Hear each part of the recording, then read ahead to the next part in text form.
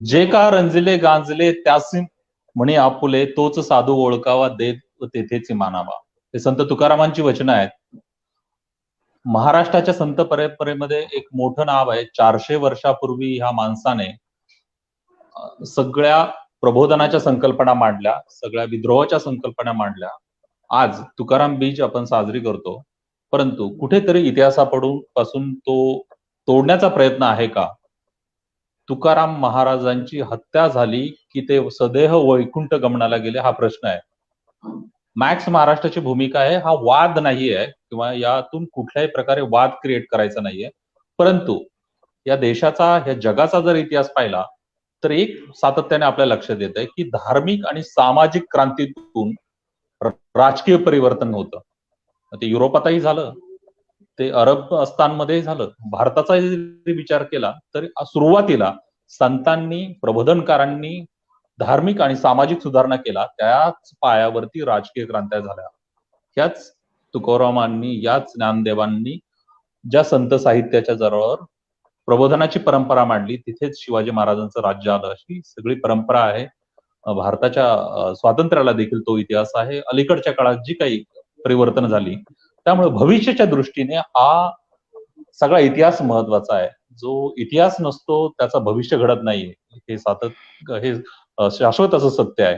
म्हणूनच आपल्याला ही चर्चा करायची आज तुकाराम बीजेचं औचित्य साधून. माझ्यासोबत मान्यवर गेस्ट आहेत. भोसले सर आहेत, प्राध्यापक भोसले सर, ते पालघरमध्ये आहेत. त्याचबरोबर गाथा परिवाराचे उल्हास पाटील सर देखील आहेत. सुरुवातीलाच मी आपल्या सगळ्या जे काही गेस्ट आहेत त्यांना सगळ्यांना क्लिअर करतो, वादाची भूमिका नाहीये. प्रबोधनाचा एक सायंटिफिक विचार आपण घेऊन भारतीय राज्यघटनेचे पाईक म्हणून आपण पुढे जातोय. त्यावेळेस 400 वर्षापूर्वी जन्मलेल्या ह्या माणसाच्या काही आठवणी, ते विचार आजच्या काळामध्ये रिलेव्हंट आहेत का? ते पुढे जाताना नव्या पिढीला ते उपकारक ठरतील का? हे सगळी मांडणी घेऊन आपण पुढे जाणार आहे. मी सुरुवातीलाच जातो ज्ञानेश्वर भोसले सरांकडे. सर, आज तुकाराम बीज आहे आणि ज्या माणसाने वयाच्या 42व्या वर्षापर्यंत प्रबोधनाचं काम केलं, तर त्या माणसाचा विचार पुढे घेऊन जाताना आजची पिढी, वारकरी संप्रदाय हा कुठे कमी पडतोय का? हा विचार खरोखर आज समाजामध्ये रुजतोय का? रुजत नसेल तर त्याला कारण काय? तुम्ही काय सांगाल सर? नमस्कार. म्हणजे तुम्ही खूप चांगल्या पद्धतीनं प्रास्ताविक केलं. मुळात माझंही व्यक्तिगत हे म्हणणं आहे की संत तुकारामांचं वैकुंठ गमन खरं का त्यांचा खून झाला ही गोष्ट खरी, या गोष्टीमध्ये गुंतून बसण्यापेक्षा संत तुकाराम महाराजांनी जे कार्य केलं, वारकरी संतांनी जे कार्य केलं, त्याचा प्रबोधनाची चळवळीशी काय अनुबंध आहे तो शोधला तर एक बहुजन चळवळीला एक चांगली दिशा मिळेल आणि चांगली गती मिळेल. कारण जर आपण परंपरा शोधत बसलो तर आपल्याला असं दिसतं की तुकाराम महाराजांच्या संदर्भामध्ये अभ्यास करणाऱ्यांची एक मोठी परंपरा आहे. म्हणजे अगदी तुकाराम महाराजांच्या समकालीनांपासून तुकाराम महाराजांच्या संदर्भात विचार मांडले गेले. म्हणजे तुकाराम महाराजांच्या समकालीनांमध्ये अगदी निळोबारायांच्या आधीची जी संत मंडळी आहे, बहिणाबाईंच्या लेखनामध्ये, रामेश्वर भट्टांच्या लेखनामध्ये आपल्याला तुकाराम महाराजांच्या कौतुकाचे किंवा त्यांच्या महात्म्याचे संदर्भ आठवतात. नंतरच्या कालखंडामध्ये निळोबारायांनी सुद्धा तुकाराम महाराजांचं कौतुक केलं आणि एक मोठी वारकरी संतांची परंपरा सुरू झाली. परंतु या वारकरी संतांकडं चिकित्सक दृष्टिकोनाकडून बघण्याची जी परंपरा आहे ती मात्र खूप उशिरा आपल्याकडे सुरू झाली. म्हणजे इंग्रजांच्या आगमनानंतर खऱ्या अर्थानं महात्मा फुल्यांनी खऱ्या अर्थानं संत साहित्याकडे म्हणा एका बुद्धिवादी आणि चिकित्सक वस्तुनिष्ठ दृष्टिकोनातून बघायला सुरुवात केली. आणि नेमकी त्याच वेळेमध्ये प्रबोधनाची पण चळवळ आपल्याकडे सुरू झाली आणि मग या दृष्टीनं संत साहित्याचं एक पुनर्मूल्यांकन ज्याला आपण म्हणू, पुनर्मूल्यम आपण म्हणू, तर ती करायची एक परंपरा आपल्याकडे सुरू झाली. याच्यामध्ये विष्णू शास्त्री चिपळूणकर असतील किंवा एक मोठी परंपरा नंतरच्या काळामध्ये निर्माण झाली. आणि त्या चळवळीमध्ये दोन महत्वाचे गट पडले. एक संत साहित्याकडे सकारात्मकपणे बघणारे आणि दुसरे संत साहित्याकडे नकारात्मकपणे बघणारे. नकारात्मकपणे बघणाऱ्यांमध्ये जर विचार केला तर विका राजवाडे असतील किंवा सहस्त्रबुद्धे असतील, तर या मंडळींनी म्हणजे राजवाड्यांनी तर संताळे म्हणून आणि संतांमुळे महाराष्ट्र 50 वर्ष मागे गेला अशा प्रकारचंही विधान केलं. पण असं केलं असलं तरी त्यांनी संत तुकाराम महाराजांचं किंवा वारकरी संतांचं मोठेपण पूर्णपणे नाकारलेलं नाही. अगदी महात्मा फुल्यांचंही उदाहरण घ्यायचं झालं तर सत्यशोधक समाजातले मुकुंद पाटील यांनी सुद्धा संत साहित्याचं मोठेपण नंतरच्या काळामध्ये मान्य केलं. स्वतः महात्मा फुल्यांनी सुद्धा तुकाराम महाराजांच्या समाधीचा म्हणजे त्यांच्या ठिकाणाचा शोध घेऊन तुकाराम महाराजांवरती त्यांचा कुळवाडी भूषण असा उल्लेख करून एक बहुजनांचा शेतकऱ्यांचा संत म्हणून त्यांचाही उल्लेख त्यांनी केलेला आहे. आणि नंतरच्या काळामध्ये एक संत साहित्याकडे सकारात्मकपणे बघणारी जी परंपरा सुरू झाली, ज्याच्यामध्ये महादेव गोविंद रानडे आहेत, की त्यांनी संत साहित्याचं एक सकारात्मक असं मूल्यमापन करायला सुरुवात केली. या परंपरेमध्ये नंतर आणखी बरीच मंडळी जुडली. बेंद्रे असतील किंवा अगदी अलीकडचा सदानंद मोरे असतील, आह साळुंखे असतील, सुदाम सावरकर असतील, किशोर सानप असतील, तानाजी पाटील असतील, तर एक मोठी परंपरा आधुनिक काळामध्ये सुद्धा निर्माण झाली. तर तुकाराम महाराजांच्या संदर्भात सांगायचं झालं तर आधुनिक काळामध्ये सुद्धा संत तुकाराम हा एक असा विषय राहिलेला आहे जो जिज्ञासेचा, कुतूहलाचा आणि खऱ्या अर्थानं जगद्गुरु पदवीला शोभेल असं हे व्यक्तिमत्व राहिले. म्हणजे वारकरी संत तुकाराम महाराजांना मानतात, त्यांच्याबद्दल श्रद्धा ठेवतात, हा तर विषय खूप स्वाभाविक आहे. परंतु संप्रदायाबाहेरची लोक सुद्धा नास्तिक म्हणून जे स्वतः मिरवतात असा बुद्धिवादी वर्ग सुद्धा तुकाराम महाराजांना स्वतःपासून दूर करू शकलेला नाही. याच्यामध्येच तुकाराम महाराजांचं मोठेपण आपल्याला जाणवतं. आणखी एक महत्वाची गोष्ट मला सांगावीशी वाटते की तुकाराम महाराज हे असं एकमेव व्यक्तिमत्व आहे संप्रदायातलं की ज्यांची जगातल्या वेगवेगळ्या तत्वज्ञांशी तुलना झाली. म्हणजे कृतज्ञ भिंगारकरांनी त्यांची कबीरांसोबत तुलना केली. पुन्हा बिराजदार भीमाशंकर बिराजदार यांनी अगदी आपल्या महात्मा बसवेश्वरांसोबत संत तुकारामांची तुलना केली. फ्रान्सिस दी ब्रिटोनी येशू ख्रिस्तांशी तुकाराम महाराजांची तुलना केली. शेख नावाच्या अभ्यासकांनी मोहम्मदांशी सुद्धा संत तुकाराम महाराजांची तुलना केली. महात्मा फुले आणि संत तुकाराम यांच्या दोघांमधला अनुबंध महाराष्ट्र साहित्य पत्रिकेच्या एका लेखामध्ये डॉक्टर सदानंद मोरे सरांनी करून दाखवला.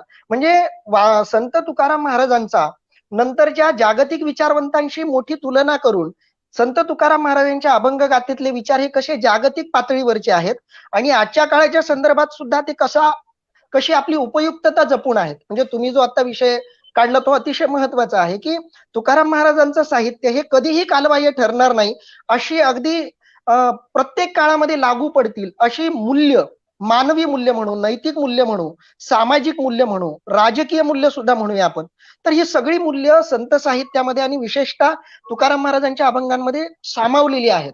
म्हणून तुकाराम महाराजांना बुद्धिवादी वर्गही सोडू शकलेला नाही आणि वारकरी संत किंवा वारकरी जो वर्ग आहे तो अजूनही त्याच निष्ठेनं, म्हणजे तुकाराम महाराजांच्या समकालीनांमध्ये तुकाराम महाराजांची जी भावना होती, त्यांच्याबद्दलची जी श्रद्धा होती, तीच श्रद्धा जशीच्या तशी या संप्रदायामध्ये टिकून आहे. आणि एवढा बुद्धिवाद वाढला, वैज्ञानिकता वाढली, तरी सुद्धा वारकऱ्यांच्या त्या श्रद्धेला अजूनही आपण धक्का कोणताही बुद्धिवादी वर्ग देऊ शकलेला नाही. पण मला हा मुद्दा महत्वाचा वाटतो की तुकाराम महाराजांच्या मध्ये अशी जी मूल्य आहेत की जी दोघांनाही आवडतात, बुद्धिवादी असो किंवा सश्रद्ध असो, तर त्या मूल्यांवरती आपण लक्ष केंद्रित करून या विचारांना पुढे ठेवून आपण आपली प्रबोधनाची चळवळ पुढे नेली पाहिजे.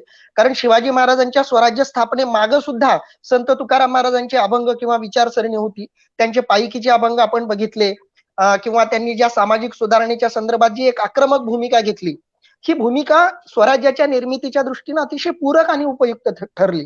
अगदी डॉक्टर बाबासाहेब आंबेडकरांनी सुद्धा मुकनायकच्या मुखपत्रामध्ये अगदी हेडलाईनला संत तुकाराम महाराजांचे अभंग घेतलेले होते. महात्मा फुल्यांनी सुद्धा तुकाराम महाराजांचं हे विद्रोहीपण किंवा मोठेपण मान्य केलेलं होतं. ती परंपरा आतापर्यंत आपल्याला शोधता येते. म्हणजे श्रीपाल सबनीस नावाचे जे लेखक आहेत, साहित्य संमेलनाचे ते अध्यक्ष सुद्धा होते, तर त्यांनी संत सुधारणेतली जी आध्यात्मिक समता आहे तिचा आधुनिक काळातील सामाजिक समतेशी अनुबंध लावून, या तुम्ही जसा मुद्दा मांडला की जगामध्ये जिथं जिथं राजकीय क्रांत्या झाल्या, सामाजिक क्रांत्या झाल्या, त्या प्रत्येक प्रदेशातल्या क्रांतींसाठी संत साहित्याचं प्रबोधन ही एक पायाभूत भरणी म्हणून, एक पायाभूत विचारणी सरणी म्हणून नेहमी उपयोगाला पडलेली आहे. आणि ते वारकरी संप्रदायाच्या सुद्धा संदर्भामध्ये सुद्धा आपल्याला म्हणता येऊ शकतं. ही गोष्ट खरी आहे की वारकरी संप्रदायामध्ये सुद्धा प्रतिगामी जी मूल्य आहेत ती पुन्हा एकदा मूळ धरू पाहतायत किंवा ती अजूनही त्याच्यामध्ये टिकून आहेत. पण तितकीच विद्रोही विचारसरणी सुद्धा संप्रदायामध्ये अजूनही टिकून आहे.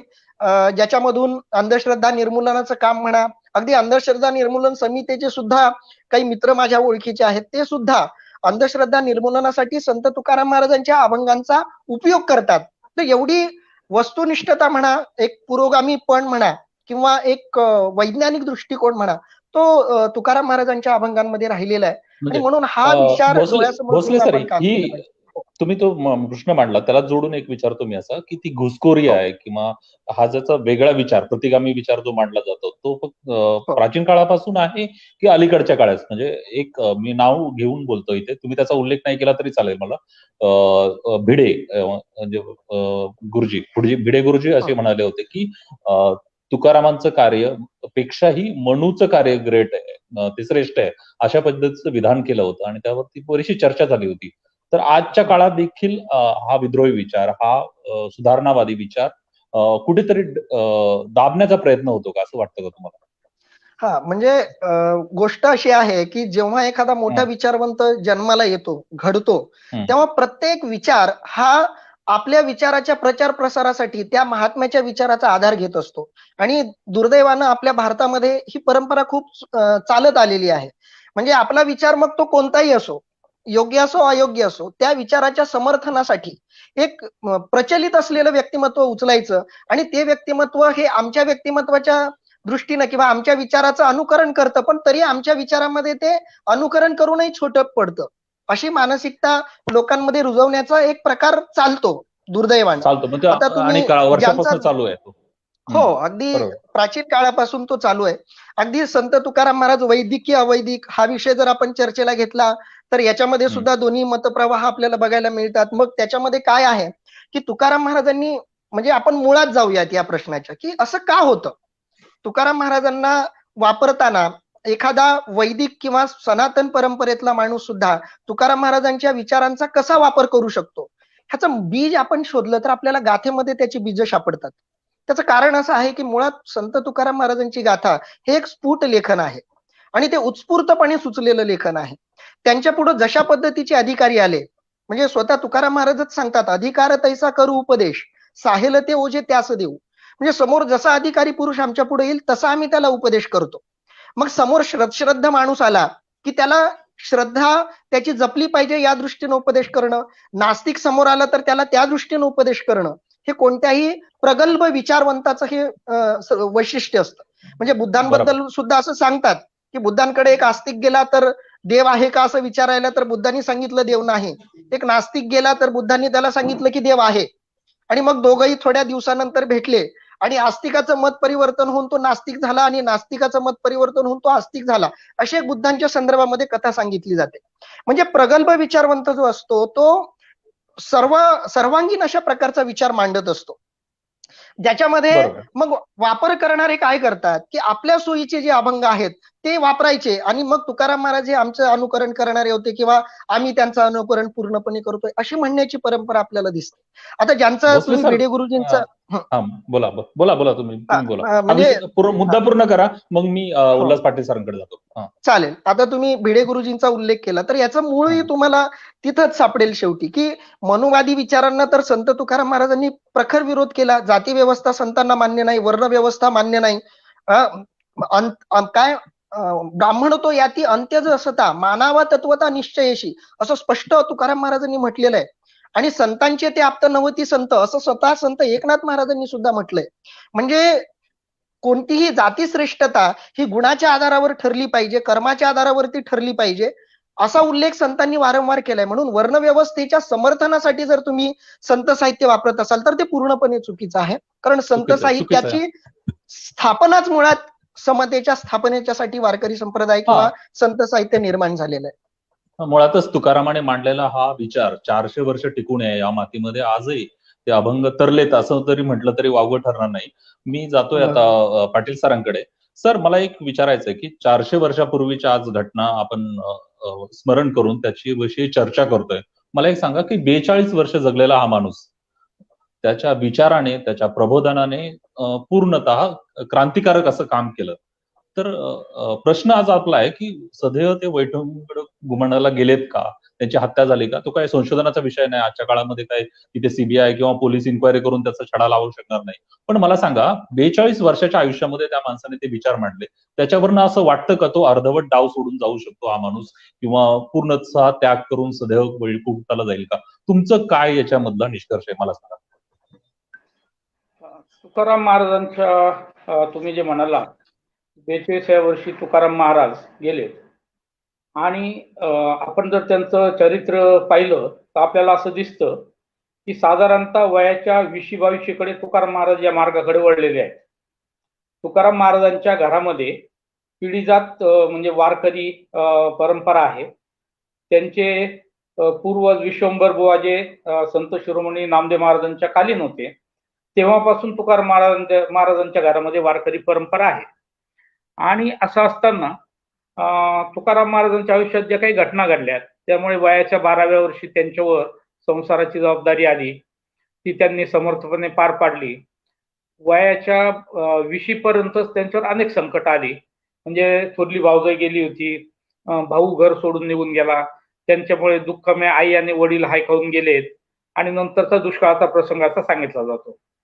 आणि त्यानंतर मग तुकाराम महाराजांच्या आयुष्यातला एक असा आपण सांगू घटना आहे की तुकाराम महाराज हे घर सोडून निघून जातात भामनाथच्या डोंगरावर, आणि तिथं ते 13 दिवस चिंतन करतात. त्यांचा भाऊ त्यांना शोधत येतो, घरी घेऊन जातो, आणि तिथून घरी परतत असताना तुकाराम महाराज इंद्रायणीच्या काठावर थांबतात. आणि इंद्रायणीच्या काठावर थांबल्यावर भावाला घरून गहाणखत आणायला सांगतात, आणि ती गहाणखत ते बुडवून टाकतात. म्हणजे हा त्यांच्या आयुष्याचा टर्निंग पॉइंट आहे. म्हणजे त्याच्या अगोदर ते संसारी पुरुष आहेत. तसं 12 वर्ष आजच्या काळात पाहिलं तर ते काही फार वय नाही की संसाराची जबाबदारी पेलावी, पण तुकाराम महाराजांनी ती जबाबदारी पेलली आणि ते अतिशय कुशलतेने पेलली असं त्यांच्याबद्दल म्हटलं जातं. आणि मग हा माणूस 20-22 मध्ये जरा वेगळ्या मार्गाला लागतो. आणि हा कशासाठी लागतो? भोसले सरांनी खूप सविस्तर बऱ्याच गोष्टी सांगितल्या. मला असं वाटतं की एकूणच वारकरी चळवळीकडे, संप्रदायाकडे, धर्माकडे पाहण्याचा जो दृष्टिकोन आहे, तर हा दृष्टिकोन काही लोकांनी आपल्यावर जे काही बिंबवलंय त्याच्यातून तयार झालेला आहे. पण या धर्माचं, या चळवळीचं मूळ स्वरूप जे आहे ते वेगळं आहे असं मला जाणवलं. आणि हे वेगळं काय आहे? तर आपण 13व्या शतकात जर संत शिरोमणी नामदेव महाराजांकडे गेलो तर नामदेव महाराजांचं एक अतिशय चांगलं विधान आहे. ते असं म्हणतात की नातू कीर्तनाचे रंगी ज्ञानदीप लावू जगती. आता 13व्या शतकामध्ये जेव्हा इथं मनुस्मृतीचं राज्य आहे, शूद्राती शूद्रांना, स्त्रियांना ज्ञानाचा अधिकार नाकारलेला आहे, अशा वेळेस आम्ही कीर्तनाच्या रंगी नाचू आणि ज्ञानदीप जगात लावू, म्हणजे सगळ्या जगात ज्ञानाचा प्रकाश पोहोचवू, प्रत्येक माणसापर्यंत ज्ञानाचा प्रकाश पोहोचवू, म्हणजे प्रत्येक माणसाला आम्ही ज्ञानू करून सोडू, असं म्हणणं म्हणजे ही जी मनुस्मृती प्रणित चातुर्वर्ण व्यवस्था होती हिच्या विरोधामध्ये त्यांनी केलेलं उघड उघड बंड आहे. आणि ही परंपरा घेऊन तुकाराम महाराज जात आहेत. तुकाराम महाराजांना प्रेरणा नामदेवांपासून मिळाली हे त्यांनी स्वतः सांगितलंय. नामदेवे केले स्वप्ना माझी जागे सवे पांडुरंग येऊन या. तर नामदेवांनी मला हे अभंग रचण्याची प्रेरणा दिलेली आहे. आणि त्यानंतर जसं सर म्हणाले की तुकाराम महाराजांच्या याच्यात आपल्याला वेगवेगळ्या विरुद्ध अर्थाचे पण असे अभंग सापडतात. हे कसे सापडतात? मला असं वाटतं की तुकाराम महाराजांच्या कार्यामागची मूळ प्रेरणा जर आपल्या लक्षात आली तर त्या अभंगांचे वेगळे अर्थ आपल्याला लक्षात येतात. तुकाराम महाराजांचा एक अतिशय साधा सोपा अभंग आहे. ते असं म्हणतात की माझी विठ्ठल माऊली प्रेम पान्हा पान्हा येली, कुरवाळून लाविस्तनी नवजे दुरी जवळूनी, केली पूर्वी आळी नवे निष्ठुर कोवळी, तुका म्हणे घास मुखी घाली ब्रह्मरस. आता या अभंगाचा सरळ अर्थ जर आपण असा पाहिला तर विठ्ठल हा आमची आई आहे, माता आहे, तो मातेसारखी आमची काळजी घेतो, हा त्याचा सरळ सरळ अर्थ झाला.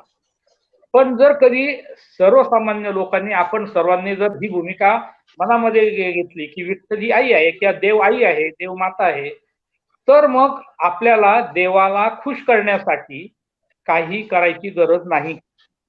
तुम्हाला त्याची पूजा करायला नको, अर्चा करायला नको, त्याच्यासाठी अभिषेक नको, अनुष्ठान नको, घंट्या बडवायला नको, दीप पाजळायला नको, यज्ञ करायला नको, याग करायला नको. म्हणजे जर कारण आपली आई आहे तर आईला खुश करायला काही करावं लागत नाही. लेकरावर प्रेम करणं हे आईचं तर निसर्गसिद्ध, तिचा तो निसर्गसिद्ध स्वभाव आहे.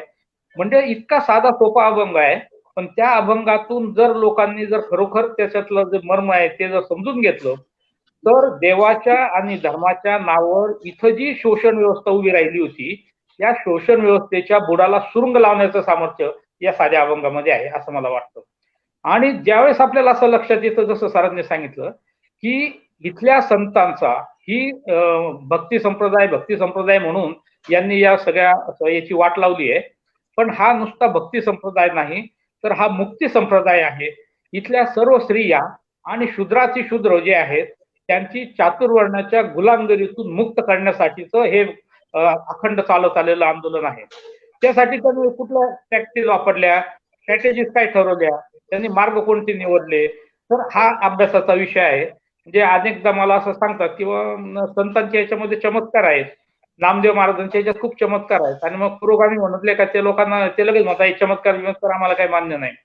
पण हे जे संतांच्या जीवनातले चमत्कार आहे याचा सुद्धा आपण बारकाईने विचार केला तर आपल्याला असं लक्षात येतं की या संतांनी ही स्ट्रॅटेजी ठरवली आहे, हे धोरण ठरवलंय की इथं या जनतेच्या डोक्यामध्ये शेकडो वर्ष जे चमत्कार घुसवण्यात आले होते, हे चमत्कार त्यांच्या डोक्यातून बाहेर काढायचे आणि त्याच्या जागी नवा विचार तिथं रुजवायचा असेल तर तुम्हाला त्या मार्गाने जावं लागेल. आणि म्हणून यांनी मग नवीन चमत्कार सांगितले तर मग विठ्ठल आमच्या घरी येतो, विठ्ठल आमच्या बरोबर कीर्तनात नाचतो, विठ्ठल आमच्या जनीच्या बरोबर झाडू पुसू लागतो, तो सजन कसायला मास्क तुळू लागतो, विठ्ठल टोकोबांच्या घरी दहीभात खातो. आता हे सगळं असं एखादे जे कोणी विज्ञाननिष्ठ म्हणणारे असतील, पुरोगामी म्हणणारे असतील, तेव्हा ते कसं काय शक्य, असं असूच शकत नाही, त्यामुळे या भाकडकात आहे असं हे लोक म्हणतील. पण याच्यातून लोकांना बाजू म्हणजे जुन्या ज्या चमत्काराने हे जे होते त्याच्या जोखडातून या लोकांना बाहेर काढायला या लोकांनी अशा प्रकारे नवीन चमत्कार तिथं हे केलेत असं आपल्याला दिसतं. आणि याच्यातून पुढे काय झालं, जुना जो तुमचा देव होता त्याला खुश करायला खूप काही करावं लागत होतं, बरंच काय काय करावं लागत होतं, आणि ते सुद्धा तुम्हाला नाही करता येत. कारण त्यांनी असं सांगितलं की एक संस्कृत श्लोक आहे की दैवाधीनम जगत सर्व मंत्राधीनम च दैवतम ते मंत्रा ब्राह्मणो आधीन म्हणून ब्राह्मणो मम दैवतम. म्हणजे सगळं जग हे देवाच्या अधीन आहे, तो देव मंत्राच्या अधीन आहे, मंत्र ब्राह्मणाच्या अधीन आहे, आणि म्हणून ब्राह्मण हे आमचे देव आहेत. अशा प्रकारची आता सुद्धा 12वीच्या पोरांना हे शिकवलं जातंय. आता देवाला आळवायचं असेल तर ते विशिष्ट सुरात, विशिष्ट शब्दात, विशिष्ट पद्धतीनेच करावं लागतं, आणि तसं जर केलं नाही तर तुम्हाला त्याचे दुष्परिणाम भोगायला लागतात असं डोक्यावर ठसवलं होतं. आणि तेव्हा या लोकांनी असं सांगितलं, ज्ञानेश्वर महाराज, तुकाराम महाराज किंवा नामदेव महाराज सांगितलं की तुम्हाला जर देव प्रसन्न करायचा असेल तर हे सगळं काही करायची गरज नाही, तुम्ही फक्त नाम घ्या, ते नाम घेतलं का तो तुम्हाला पावतो. देव भक्तीचा भुकेला आहे, देव भावाचा भुकेला आहे, आणि तुमच्याजवळ जर खरा भाव असेल तर तो तुमच्याकडे धावत येतो. भक्त पुंडलिकाची जी कथा सांगितली गेली की पुंडलिक आई बापाची सेवा करतोय आणि विठ्ठलाला त्याचा विरह जाणवतो, विठ्ठल त्याच्या घरी येतो आणि त्याची वाटपात तिथं उभा राहतो, युगे 28 विटेवरी उभा कर कटावरी ठेवून या. तर हा आपल्याला काय संदेश देतो? तुकाराम महाराजांनी त्यांच्या एका अभंगातून खूप सुंदर पद्धतीने सांगितलं की माय बापे केवल काशी तेने न जावे तीर्थाशी, पुंडलिके काय केले परब्रह्म उभे ठेवले, तैसा होई सावधान हृदय धरी नारायण, आणि तुका म्हणे माय बापे अवघी देवाची स्वरूपे. म्हणजे त्यांनी ज्या पद्धतीने लोकांना जुन्या कर्मकांडातून बाहेर काढलं तसंच त्यांनी लोकांना, सरांनी जसं सांगितलं की देव म्हणजे काय, तर हा आकाशातला देव हा काही देव नाही, तर खरे देव कोण आहेत, तर आईबाप देव आहेत, संत सज्जन देव आहेत, रंजल्या गांजलेल्यांच्यासाठी जो प्रयत्न करतो तो देव आहे. आणि असे जे संतजन असतील, असे संतजन जर तुमच्या घरा आले आणि तुम्ही जर देवपूजा करत असाल, करिता देवार्चन घरा आले संतजन, देव सारावे परते आणि संत पूजावे आरते, असं तुकाराम महाराज सांगतायत. म्हणजे या लोकांनी आपल्याला सर्व याला पर्याय, नवे पर्याय दिलेत. आणि हे करताना त्यांचा जो विचार आहे, जो आजच्या भारताच्या राज्यघटनेमधलं आधार आहे, तो म्हणजे सर्वानुभूती समत्व. अवघी एकाचीच वीण ते कैचे भिन्ना भिन्न, असं तुकाराम महाराज विचारतात. तुम्ही आम्ही जर हे सर्व एकाच ईश्वराची लेकरं असू तर मग त्याच्यामध्ये भेदाभेद कसा असेल? म्हणजे वारकरी संप्रदाय जसा वर्णभेद नाकारतो, ब्राह्मण क्षत्रिय वैश्य शूद्र हे भेद नाकारतो, जातीभेद नाकारतो, तसा तो स्त्री पुरुष भेदभाव करतो, धर्मभेद नाकारतो, आणि सर्व मानव एक आहे अशा प्रकारची भूमिका ही 13व्या शतकामध्ये 17व्या शतकामध्ये या लोकांनी घेणं हेच खरं म्हणजे आजच्या दृष्टीने आश्चर्याची गोष्ट आहे. आणि म्हणून मला असं वाटतं की आम्ही आमच्या परंपरेचा अभिमान आहे, आम्हाला आमच्या धर्माचा अभिमान आहे. पण तो धर्म कुठला? जसं तुम्ही आता नाव सांगितलं, तो भिडेचा धर्म आमचा धर्म नाही. आमचा धर्म हा तुकोबांचा धर्म आहे. आमचा हिंदू धर्म हा नामदेवांचा धर्म आहे. आमचा हिंदू धर्म हा ज्ञानेश्वरांचा धर्म आहे. आणि यांनी जी परंपरा सांगितली, यांनी जो विचार दिला, या परंपरेचा, या विचाराचा आम्हाला अभिमान आहे. अशा पद्धतीचे जर कधी हे सगळी मांडणी झाली असती, आपण जो प्रश्न विचारला होता सरांना, प्राध्यापक सदानंद मोरे यांनी त्यांच्या तुकाराम दर्शन मध्ये लिहिलं आहे की गेल्या शतकाच्या शेवटापर्यंत वारकरी चळवळ ही स्वतंत्र होती, पण त्यानंतर त्याच्यामध्ये काही घुसखोरी झाली आणि ते वैदिक पठडीमध्ये बसवण्याचा लोकांनी प्रयत्न केला आणि त्यांना बरंचसं यश पण आता आलेलं आहे. त्यावेळेस असं लक्षात येतं की फार मोठी ताकद आहे, तेव्हा मग इथं घुसायचं. आणि ही आपल्या देशामध्ये परंपरा आहे की बुद्धापासून आपण जर पाहिलं, तथागतांपासून, तर जो विचार विचार हायजॅक करायचा, त्याच्यात वेगळे आवरण लावायचे आणि तो विकृत करायचा, विडंबन करायचा, अशा प्रकारची परंपरा आहे. आणि हेच कारस्थान वारकऱ्यांच्या बाबतीत सुद्धा झालंय. आणि वारकऱ्यांमध्ये जेव्हा अनेक लोक अशा पद्धतीने वागतात, बोलतात की आपला वैदिक धर्म, आपला हिंदू धर्म, आमकं डमकं जेव्हा बोलतात, तेव्हा हे संतांच्या मूलभूत विचाराच्या विरोधामध्ये वर्तन करत असतात. हे वारकरी नसतात, हे अवारकरी असतात, हे घुसखोर असतात. आणि म्हणून त्यांना धारकरी पण म्हटलं जातं. हो सर, माझ्या प्रश्नामधला एक भाग तुम्हाला मी विचारायचा राहिला फक्त.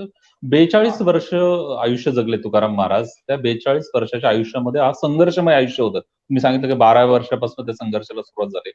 तर कुठेतरी असं दिसतं का की माणूस तो निराशेकडे गेलाय, तिथे हरलाय आयुष्य सगळं, आणि तिथून ते सगळं संपवावं असं त्याला वाटलं, किंवा त्यांना जाणीव झाली होती का की माझ्यावरती संकट येत आहेत?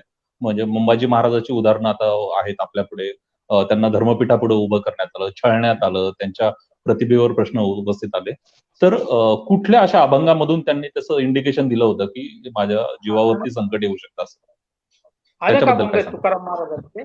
कारण तुकाराम महाराजांनी हा जो संघर्ष केला, तर हा उघड्या डोळ्याने सुरू केलेला होता, हा स्वीकारलेला संघर्ष होता. याच्यातून जे हितसंबंधी ते दुखावले जातात हे त्यांना माहित होतं. आणि हे हितसंबंधी त्यांना आयुष्यभर छळत आलेत. अतिशय पराकोटीचा छळ केला.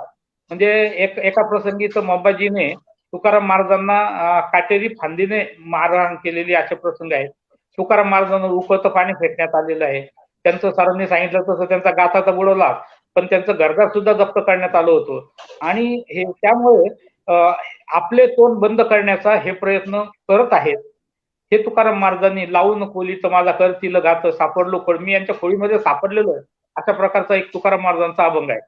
आणि त्याच्यातून त्या एक नैराश्य काय येतं की म्हणजे आजही आपल्याला असं दिसतं की आपण ज्या लोकांच्या हिताचं सांगतोय त्यांना ते कळत नाही आणि तेच त्याला विरोध करतात.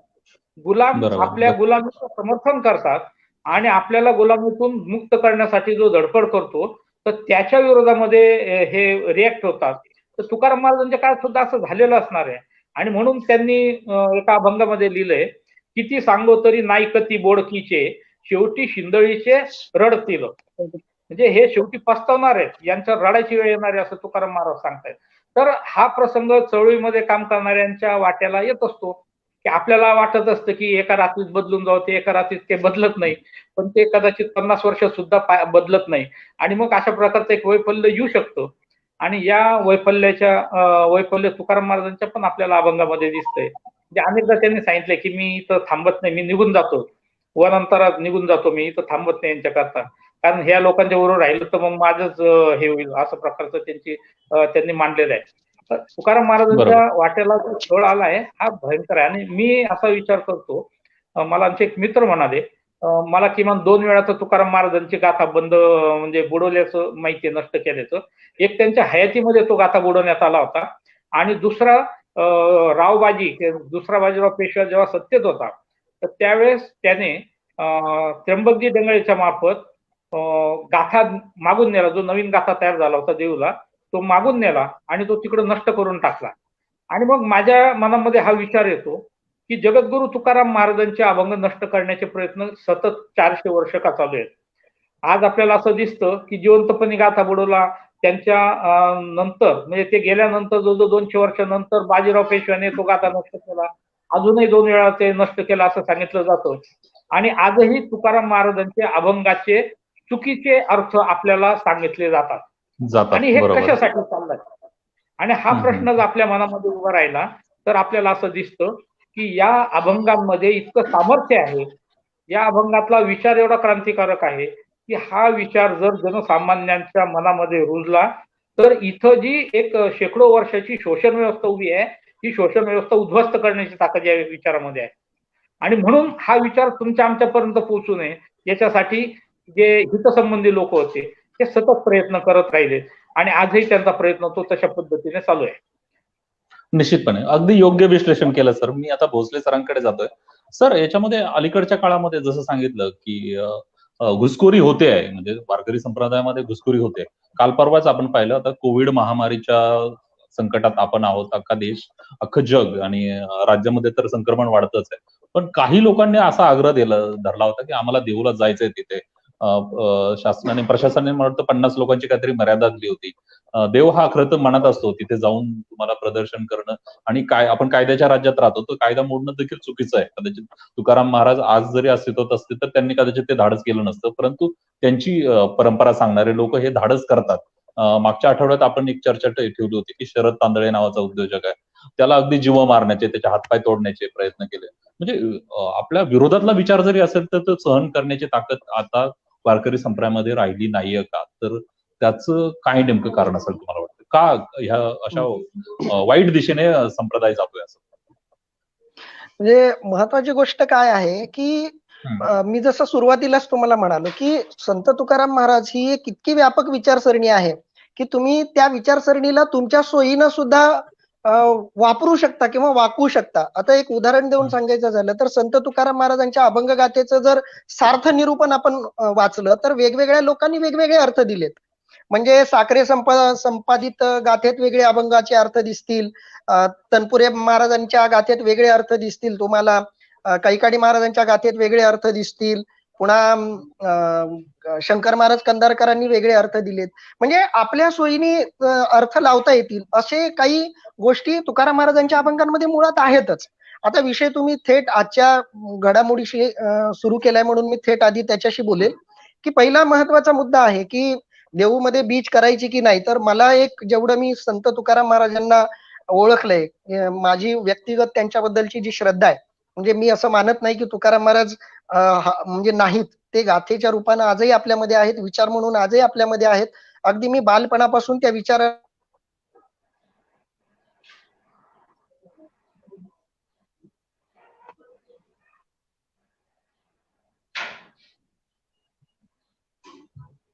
माझं दर्शन घेऊ शकता. आणि स्वतः तुकाराम महाराजांची श्रद्धा होती. म्हणजे ते वारीला जाण्यापेक्षा त्यांचे बरेचसे अभंग असे आहेत की ज्यांनी संतांकडे निरोप ठेवलाय की मी विठ्ठलापर्यंत जाऊ शकत नाही तर तुम्ही माझा निरोप विठ्ठलापर्यंत द्या. म्हणजे शरीरानं तिथं हजर राहावं असं तुकाराम महाराजांनी म्हटलेलं नाही. ठाईचं वैसोनी करा एकचित्त, आवडी अनंत आळवावा. म्हणजे तुम्ही एकांतामध्ये बसून सुद्धा विठ्ठलाची उपासना करू शकता. म्हणून 4 लोकांमध्ये तुम्ही जा, परंतु सध्याची परिस्थिती बघता एक विरोधाला विरोध म्हणून जर तुम्ही कोणती विचारसरणी अवलंबत असाल, मी दोन्ही विचारसरणीला विरोध करतोय. म्हणजे या अशा गोष्टींना विरोध करण्याच्या गोष्टीलाही विरोध आहे आणि अशा गोष्टींना किंवा शासन निर्णयाला विरोध करण्याच्या गोष्टीलाही विरोध केला पाहिजे. कारण मुळात संत तुकाराम महाराजांचं जे म्हणणं आहे की त्याच्यासाठी तुम्हाला देहूमध्ये जाऊन तुकाराम महाराजांचं दर्शन घ्यावं म्हणजेच तुकाराम महाराज तुम्हाला भेटतील असं नाहीये. गाथा घ्या, गाथा वाचत बसा, तुम्ही तुकाराम महाराजांशी सहज संवाद साधू शकता. म्हणून या दृष्टीनं हा प्रश्न मिटवला पाहिजे. आताच्या परिस्थितीमध्ये कोणतंही धार्मिक कारण सांगून सुद्धा आपण एकत्र येणं टाळलं पाहिजे. सरकारला आपण मदत केली पाहिजे. आपण राज्यघटनेच्या अधीन राहून काम करतोय. राज्यघटना सुद्धा, संत साहित्य सुद्धा राज्यघटना किंवा शासनाचे जे निर्णय त्याला विरोध करण्याची भूमिका कधी घेण्याची भूमिका संत साहित्य घेणारच नाही. त्यामुळं शासन निर्णयाला विरोध करायचा, धार्मिकता पुढे करायची अशी गोष्ट करायलाही नको आहे. हाही मुद्दा तितकाच खरा आहे. परंतु मी जसं म्हणालो की तो विरोधाला विरोध अशी मग ती पद्धत होते, मग ते राजकारण त्याच्यामध्ये येतं आणि मग मूळ विचार पूर्णपणे बाजूला राहून जातो. पण मला एक दुसरे 2-3 महत्वाचे विषय सर उल्हास सर बोलताना म्हणजे आठवत होते, ते मला इथं मांडणं खूप आवश्यक बोला वाटतं. सरांनी बोला. सरांनी अतिशय महत्वाचे मुद्दे मांडले आणि त्या मुद्द्यांमध्ये मध्येच आजच्या ज्या समस्यांचा तुम्ही उल्लेख केला त्याची बीज सरांनीच तिथं सांगितलेली आहेत. म्हणजे पहिला मुद्दा सरांनी सांगितला की तुकाराम महाराजांना संपवण्याचे प्रयत्न हे त्यांच्याच काळामध्ये सुरू झालेले होते. म्हणजे विरोध त्यांना त्यांच्याच काळामध्ये सुरू झालेला होता आणि हा विरोध काही केवळ तुकाराम महाराजांनाच झालेला आहे असं नाही. तर जो कोणी असे विद्रोही विचार मांडतो त्याला समाज विरोध करतोच. विशेषतः समाजातला प्रतिष्ठित वर्ग जो आहे की ज्याच्या हितसंबंधांना धक्का लागणार आहे तो तर त्यांना विरोधच करणार. पण एक फक्त गोष्ट मला जोडायची आहे की तुकाराम महाराज स्वतः आयुष्यात कधी अशा गोष्टींमुळे निराश झाले असं आपल्याला आढळत नाही. त्यांच्यावरती म्हणजे मग आळ साळुंके सर असतील, सुदाम सावरकर असतील, यांनी तुकाराम महाराजांचा खून झाला असं स्पष्टपणे म्हटलंय. पण त्यांनी सुद्धा तर्क देताना हेच तर्क दिलेत की तुकाराम महाराज कुठं खचले नाहीत, ते लढत राहिले. त्यांना या गोष्टीची जाणीव होती की मी असं वागलो तर माझा घात करतील. स्वतः सरांनी पण ते संदर्भ दिले. पण ते असं माझा घात करतील म्हणून मी काहीतरी पळवाट काढावी असं कधी तुकाराम महाराजांना वाटलं नाही. आणि जर वाटलं असतं त्यांनी स्पष्टपणे म्हटलंय, सत्य असत्यासी मन केले ग्वाही, मानिले नाही बहुमता. मरण जरी पत्करायची वेळ आली तरी मी ते आनंदानं स्वीकारील, पण मी विचारांशी तडजोड करणार नाही, ही त्यांची स्पष्ट भूमिका होती. आणि दुसरा एक जो मुद्दा तुम्ही महत्वाचा मांडला की 42व्या वर्षामध्ये एक निराशा येऊन तुकाराम महाराज निराशेकडे वळले का किंवा आयुष्य त्यांना संपवावं वाटलं का, तर हा थोडा विषय वेगळा होतोय की ते स्वतः निराश झाले नाहीत. त्यांना संपवलं असेल, त्यांचा खून झाला असेल हा वेगळा विचार आहे. म्हणजे त्याला मी समर्थन करतोय असं नाही. पण त्यांना मारण्यात आलं, पण तिथं तुकाराम महाराजांनी काही तडजोड केली त्या बाबतीत असं आपल्याला म्हणता येणार नाही. एक मुद्दा. दुसरा मुद्दा असा आहे की तुकाराम महाराज म्हणजे थेट मी विषयाला हात घालतो, कारण त्याच विषयावर आपण बोलत नाही बाकीच्या विषयावर बोलतोय असं नको व्हायला. की तुकाराम महाराजांचा खून झाला का ते वैकुंठाला गेले. आता हे दोन्ही मतप्रवाह आहेत.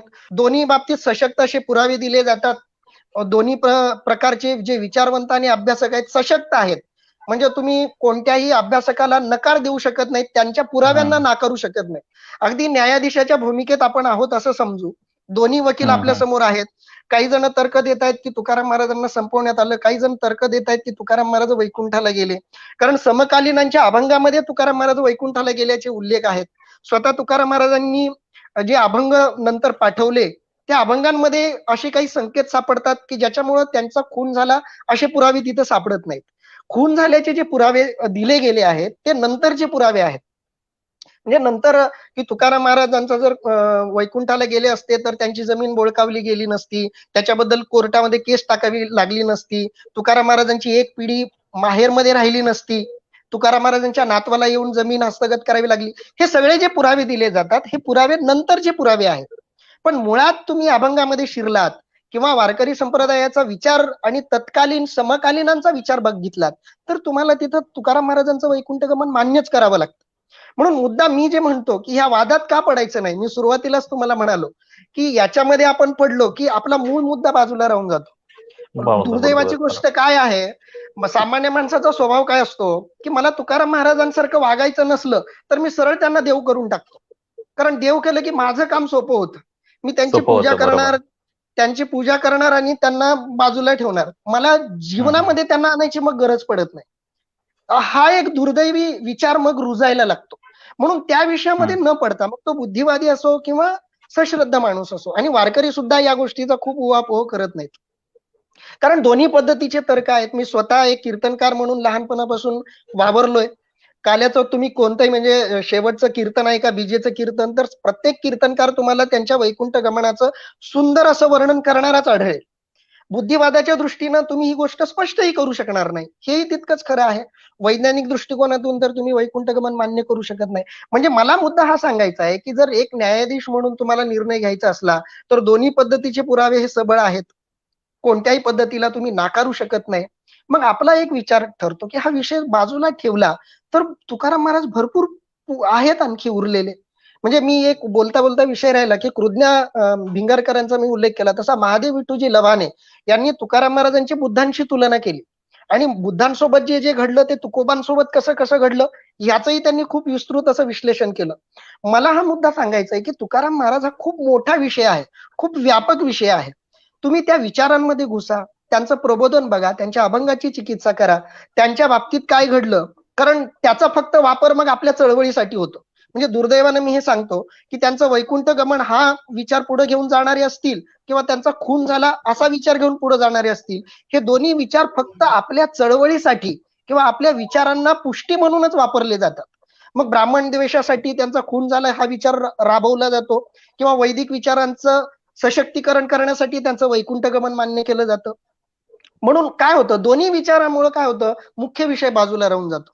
म्हणून मी तुम्हाला सुरुवातीलाच म्हणालो की सर, हा विषय बाजूला ठेवून आपण जर तुकोबा स्वीकारले तर आपल्यामध्ये वाद होणार नाहीत. श्रद्धा आणि बुद्धिवाद आणि श्रद्धाभाव यांच्यामध्ये पण वाद निर्माण होणार नाहीत. एक दोघांमध्ये एक समन्वय आपल्याला साधता येईल, मधला एक मार्ग साधता येईल की ज्याच्यामध्ये तर्काच्या आधारावर भक्ती करता येईल आणि ज्याच्या खुणा आपल्याला स्वतः तुकाराम महाराजांच्या अभंगांमध्ये सापडतात.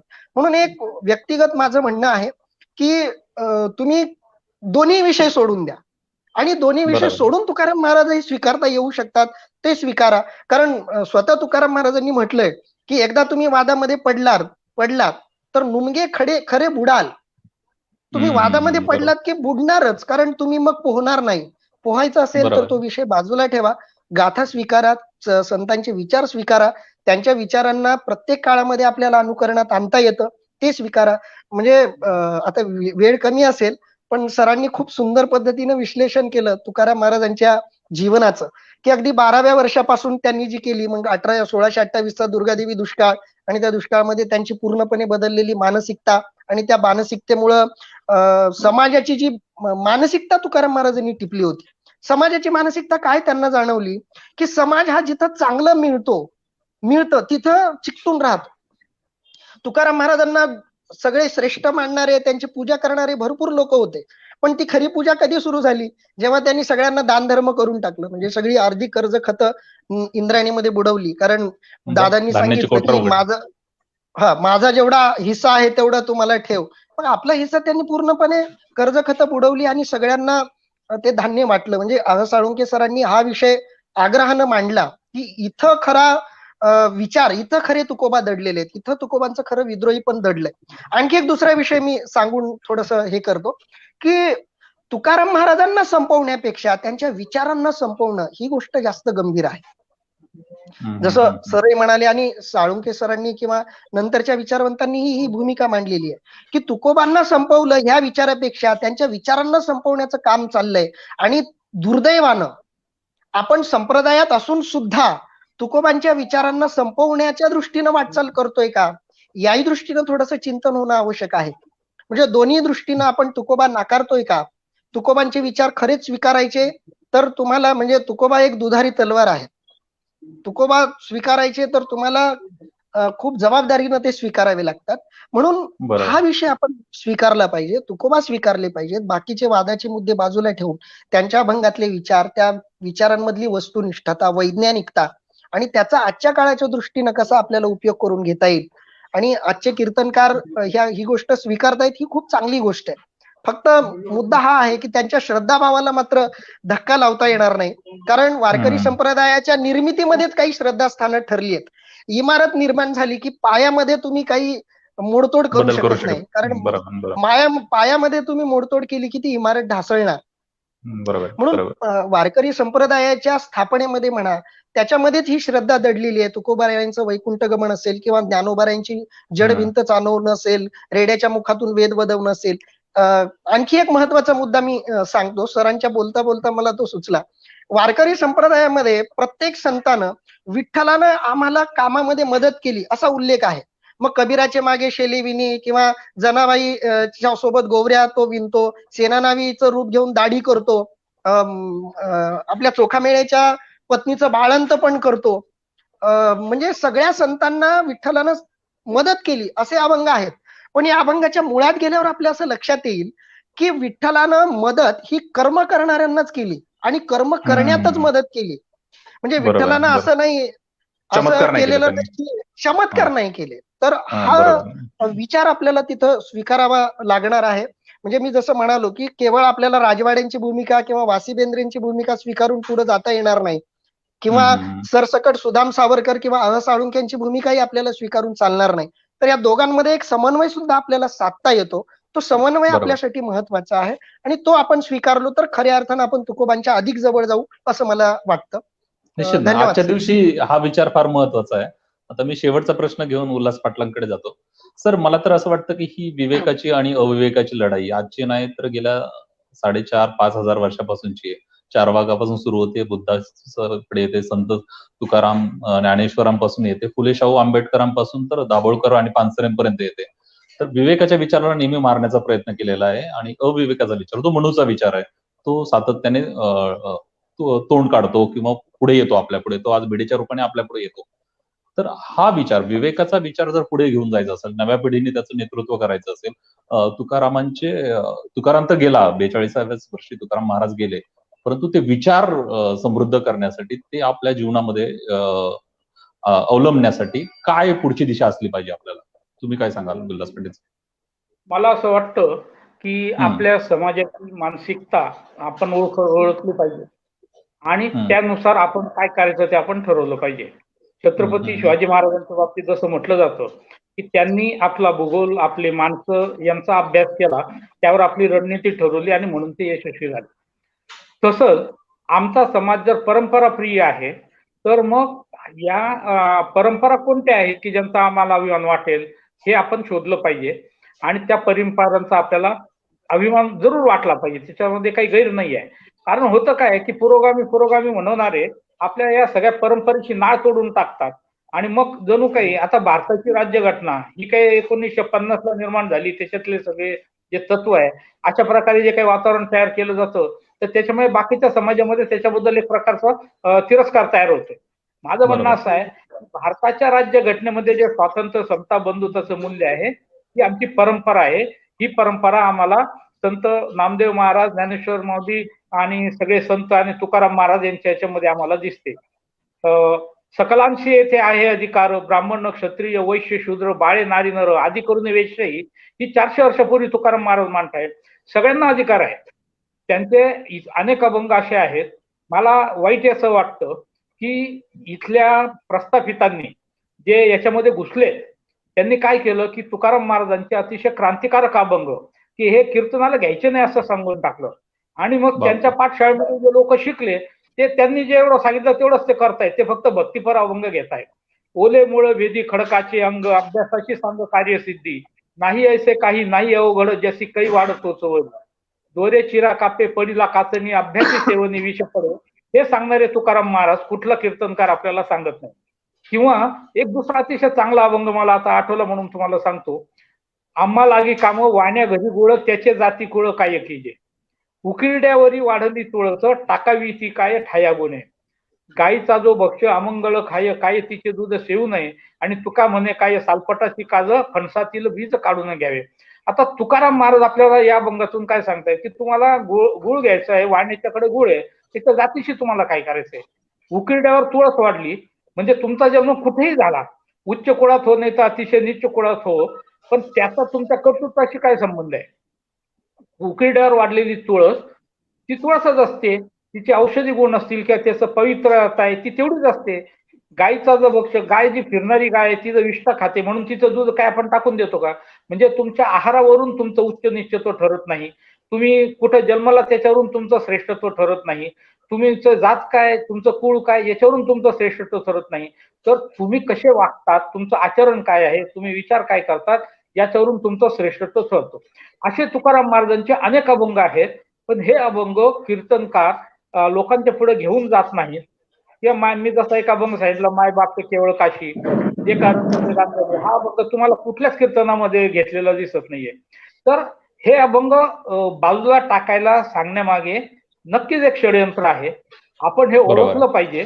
तुकाराम महाराजांच्या अभंगांचा अभ्यास केला पाहिजे आणि तुकाराम महाराजांचा जो जीवनोपयोगी विचार आहे, जो इथल्या मानवी एकतेला प्रेरणा देणारा विचार आहे, जो स्त्री पुरुष समतेचा विचार आहे, त्यांचा एक अभंग इतकं त्यांनी सांगितलं, शुद्ध ऐसे ब्रह्मज्ञान करा मन सादर, रवी रसा सकळा शोची गुण दोषी न लिमचे, कोणा सवे नाही चोरी सकलावरी समजतो, तुका म्हणे ऐसे सत्य ते उपदेश करतायत. म्हणजे सूर्य जसा भेद करत नाही, पाऊस जसा भेद करत नाही की हागंदारी का शेत आहे, सूर्य असं म्हणत नाही किंवा हे दुर्गंधी आहे का सुगंध आहे, तो दोन्हीतला रस शोषून घेतो. तर हे सर्वभूती जे समत्व आहे हेच खरं ब्रह्मज्ञान आहे. या ब्रह्मज्ञानाचा मी तुम्हाला उपदेश करतो आहे. जे कोणी याच्या विरुद्ध वागतात त्याच्यावर तुकाराम महाराज अतिशय आक्रमकपणे तुटून पडतायत. म्हणजे त्या बरोबर. काळात ते पंडित होते, ते जे ब्रह्मज्ञानाच्या गप्पा करत होते आणि स्वतःला उच्च आणि इतरांना तुच्छ लेखत होते, त्यांच्यावर तुकाराम महाराजांनी अतिशय आक्रमकपणे हल्ले केलेले आहेत आणि त्यांना सांगितलं की तुम्हाला काही हे कळलेलं नाही. वेदांताचा अर्थ आम्हा सची ठावा येरांनी वावा भारमाथा. तुम्हाला हे ब्रह्मज्ञानाचे ओझे वाढणारे तुम्ही गाढव आहात, हे ओझे वाढणारे तुम्ही बैल आहात, उंट आहात, अशी भाषा तुकाराम महाराजांनी केलेली आहे. आणि म्हणून महाराज शिवे कोपे ब्राह्मण तो नवेद्य असं प्रायश्चित्त काही देह दंड दुसरे नाही, अशा प्रकारची अतिशय कठोर भाषा तुकाराम महाराजांनी वापरलेली आहे. तर हे तुकाराम महाराज आपण समजून घेतले पाहिजे. याच्यासाठी समजून घेतले पाहिजे की ज्या वेळी आपल्या समाजामध्ये समतेचा विचार प्रबळ झाला, सामाजिक ऐक्य निर्माण झालं, तेव्हा या समाजाची उन्नती झाली, हा समाज मोठा झाला. तथागत गौतम बुद्धांच्या शिकवणीमुळे या समाजातले वर्ण जाती याचे कंगोरे जेव्हा घासले गेले त्यावेळी तिथं क्रांती झाली आणि इथं सुवर्णयुग अवतरलं. नामदेव महाराजांपासून तुकाराम महाराजांपर्यंत जी इथली सामाजिक मानसिकतेची मशागत या संतांनी केली, त्याच्यानंतर इथं स्वराज्य अवतरलं.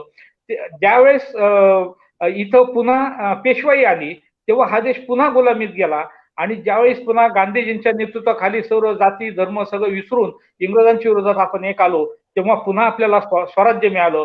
आज आपण पुन्हा विघटनाच्या दिशेने सगळे वाटचाल चालतोय आणि अशा प्रकारची वाटचाल जर आपली पुढे चालू राहिली, आपण जर हे थोपवू शकलो नाही तर पुन्हा एकदा गुलामी आपल्या भाळी आल्याशिवाय राहणार नाही. आणि ती जर टाळायची असेल तर हा संतांचा विचार आपण समजून घेतला पाहिजे. हा संतांचा विचार घेऊन आपण पुढे गेलं पाहिजे. हा संत विचार जनमानसामध्ये रुजला पाहिजे आणि हा नुसता सांगण्यापुरता नाही तर तो आचरणात आला पाहिजे, वर्तणुकीत दिसला पाहिजे, तर नवा समाज निर्माण होईल असं मला वाटतं.